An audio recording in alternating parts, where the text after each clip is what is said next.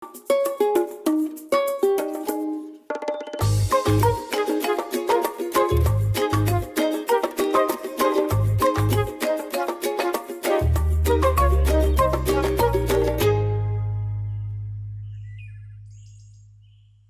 morning, DBS family. Happy Thursday. It's me, Jacka Wooding, here to officially welcome you to today's episode of DBS This Morning, your favorite way to wake up every day. That's Monday to Friday. I hope you guys woke up on the right side of the bed and that you're ready to take in some knowledge because we're kicking things off with our morning news highlights. Wrap for our morning news highlights. I really hope that you guys made it here on time to catch those, but in case you didn't, you could always catch up with our midday or our evening newscast to ensure that you're always up to date about what's happening here in St. Lucia. Alright guys, before we kick things off with the rest of the show, we have to head into a quick commercial break, but stay tuned because we will be right back.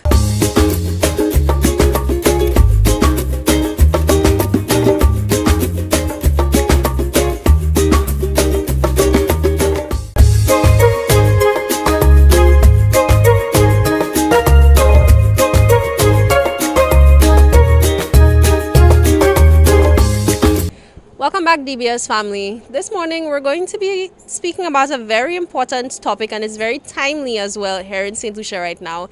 And it's something that's really hitting home for us here at DBS. Our own DBS family is being affected, and I mean, even just as members of St. Lucian society, we are very concerned about the developments regarding the missing teenage girls. From what we understand, you're actually related to the first young lady who went missing, Darlene. 2 weeks ago, actually, yeah. She's from Vivo and she went missing 2 weeks ago. We haven't heard her. It's heart-wrenching, devastating. We are in distraught and despondency. I mean, the mental torture, not knowing. If you know the person is alive or dead, but not knowing, you're wondering, is she eating, is she being beaten, you know what I'm saying? It's words cannot express how we feel at this time. How has the response been? I know definitely on social media there's been the outcry, there's been people sharing the posters and, you know, looking for answers. But how has the reception been maybe in the community? Are people reaching out to help? Yeah, people are reaching out. I mean, on social media, there are thousands who have received that message. People in the community are worried, and it is an encouraging phenomenon for me that at least people still care. People are concerned as if it's their own child, and that's how it have to be. Every child is our child. Every child is our child. If a child becomes the prime minister tomorrow, a brain surgeon, we all benefit. So every child is our child, and yes, I'm happy with the response of the community. They all out, they praying, they send their support, and it's positive. I love how you mentioned every child is our child, because even when we were speaking about setting up this discussion, I know you were also very concerned about the young lady Haley who's missing as well. It seems that they have links with the Deriso community, because what I understand, Haley's parents from up north, but she went to spend time in Deriso. And my cousin grew up in Vifor, but she spent time with her mother in Deriso. So there's a Deriso link, you know what I'm saying? And then the only information I have is that the digital towers link the phone to somewhere in the northern area. You understand? And I don't know, but if it's a runaway, maybe 3-4 days, you know what I'm saying? You're angry as a teen, but going on 2 weeks now, I don't want to spread misinformation, but in my view, it maybe should be been held against her will. And I mean, a small community, 2x4 St. 230 square miles, somebody would have heard or seen something, or maybe a friend may have been told where she is, you know, everybody have a friend. But by now, if you're not going to give information and she get hurt, I mean, your conscience will not be at peace, yeah? I think what's most heartbreaking as we see situations like this is there's always going to be the people who are like, oh yeah, the little children, they're just running around and do something. But we need to be aware that there is very real possibilities that these children could be in danger. Human trafficking does exist, yes, sweet St. Lucia, but we have to be aware that, you know, we need to protect our children as a community and look out. Like you said, every child is our child. Yeah, and on social media, there's only one derogatory comment. People say, oh, maybe they're going to have fun. But don't forget, the operative word is children, 15-year-olds. Children make decisions rashly, impulsively, unemotionally, but they are children. What if, peradventure, I don't know, They went away voluntarily on a fun thing. But they are children. The fact that they are children. Exactly. So don't condemn them, crucify them. That the word children, they need help, they need guidance. Children make a lot of bad decisions. Like the Bible says, remember now the created is like youth, because childhood and youth are vanity. We make some foolish decisions now. Youth. As a child, I swam across the harbor. As a teenager, the Cashers Harbor, I swam across. You think I'll do that now? So I mean, it's not time to condemn or criticize. It's time for us to come together and assist and rescue them. That's my take on it. Absolutely. I mean, we share a similar position on the issue. I mean, I really want to see these girls come home. I hope that at least, the families are able to find comfort in some way. It's probably a very difficult time for the homes. I mean, how have you guys been coping? Are you sleeping? Yeah, because I mean, lunchtime you want to eat. You wondering if she has eaten.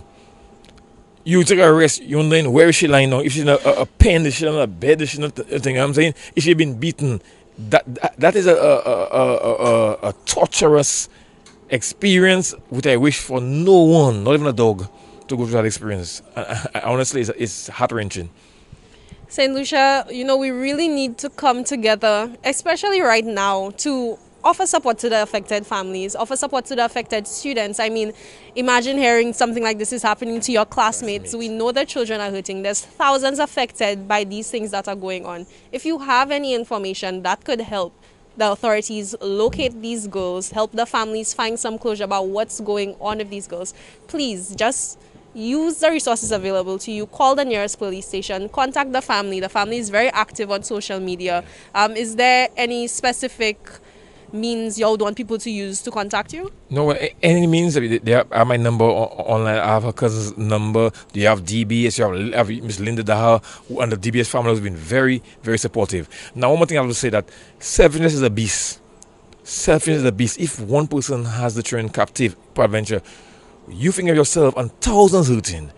Last week I saw on tongue somebody robbed a tourist. When you rob one tourist, you get a few dollars, you get a few money, but you're infecting the economy of the entire nation. You follow me? That selfishness is a beast inside of us that we need to get rid of and just do the right thing. It's not too late, never a wrong time to the right.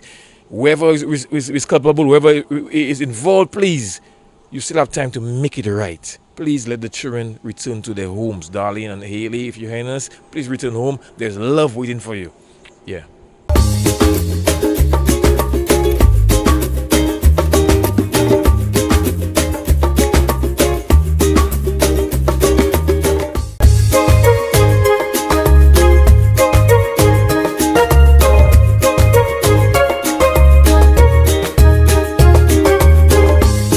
Welcome back, DBS family. We are always on the lookout for interesting stories for you guys. And I think we have landed on something very special here.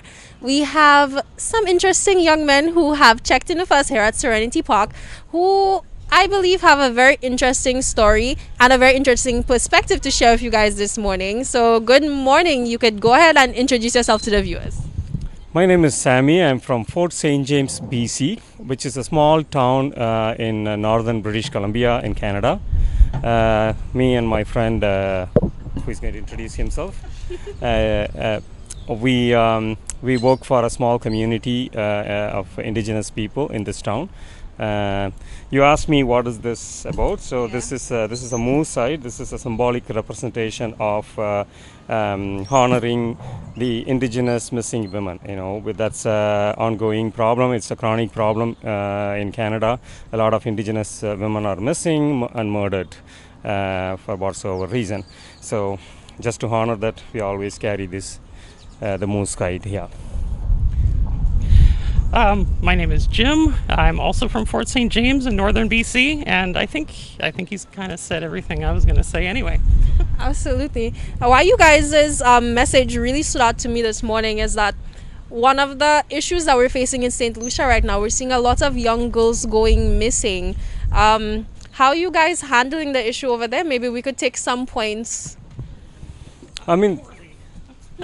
Poorly. It's not being handled very well, unfortunately. It's so heartbreaking just seeing you could have your loved ones here one moment and then the next they're just gone, they're vanished, you don't know where to look, and then sometimes it's even hopeless to look at at Right. that point. And not many people, rest of the world would know that indigenous people of Canada are also called as First Nations for a reason, because they are the first people who inhabited for 8,000 years. The town where we come from, Fort St. James, there's a group of people called Nakasley, Carrier people. They have lived there for more than 8,000 years, even before the Englishman came, even before the Columbus came to North America. These people existed, but their current state is very bad.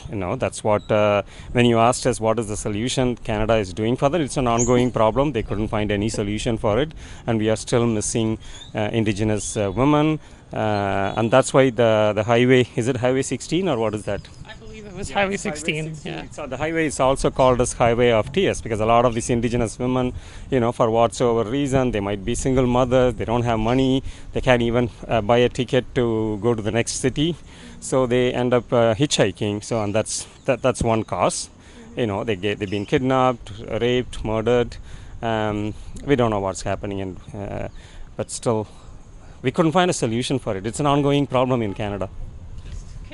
Continue with outreach, shelter, getting them connected with programs that can help. I don't know. Yeah, there's no one. We both work for the homeless shelter in town, so we take care of underprivileged and disadvantaged folks living around, and more than 90% of our patrons come from this indigenous community, so-called First Nations of the country, but we don't take care of them very well. I mean, when I say we, our government, yeah.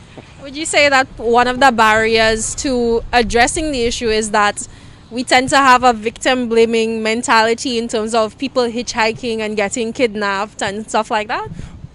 In a place like Canada, a vast country, yeah, there's the more chances, yeah, and particularly in those rural, remote areas where there is not enough policing to take care of the public, yeah, it'll be one of the significant problem, yeah. Well, also, it seems like they don't treat it like a high priority if someone from that community goes missing.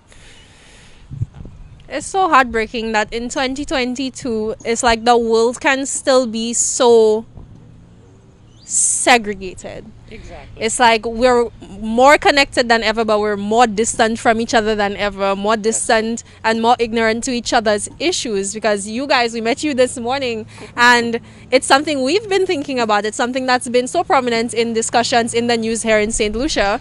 And look at this, we're meeting, and you guys are facing similar issues. First world country like Canada as well. Yeah. Yeah. I guess all we can do is just, whatever we can affect in our own little bubble of the world, just try to do good. All right, guys. I mean, it's certainly something to look into. If the viewers want to go read up on the issue, are there any resources available for us to access? There are organizations who are, non-governmental organizations who are helping these people. But if you Google it, you'll find a lot of First Nation non-governmental organizations working in different domains of this problem. Yeah. Wikipedia is a good starting point usually.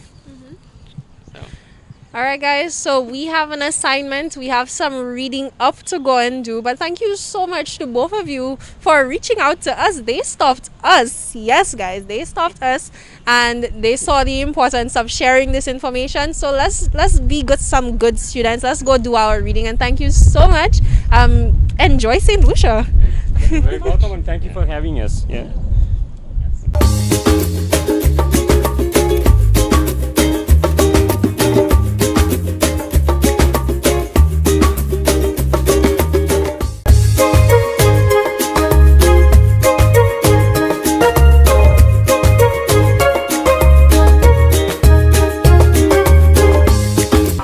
Good morning! Welcome to Moves with Mona Lisa. Today we have something special again. I'm in the leotard, and if you watched last time's Moves with Mona Lisa, you would know that we did the arms of dance. So today we're about to do the legs of dance. Let's go. So the leg positions in dance. There are 5 leg positions in dance. First, second, third, fourth, and fifth. Just like the arms. So the legs. We start in first position. Our hands will be on our waist. Just to give it some, leeway. All right. Again, posture is very important, guys, in dance, in ballet, and in anything that you do. Let's try to maintain a good posture. It will help you on in life. So to stand, we stand with the pelvis tucked in. Your knees and your thighs are tight. So we're not relaxed. We're tightening. We're tightening the gluteus maximus. We're tightening the core. My pelvis is not sticking out. It's in. And we're there. So our breastbone is tilted upwards. So we're not caving in like this. Let's not do that. We are up. Shoulders relaxed. Shoulders are not up here. They down here. Okay.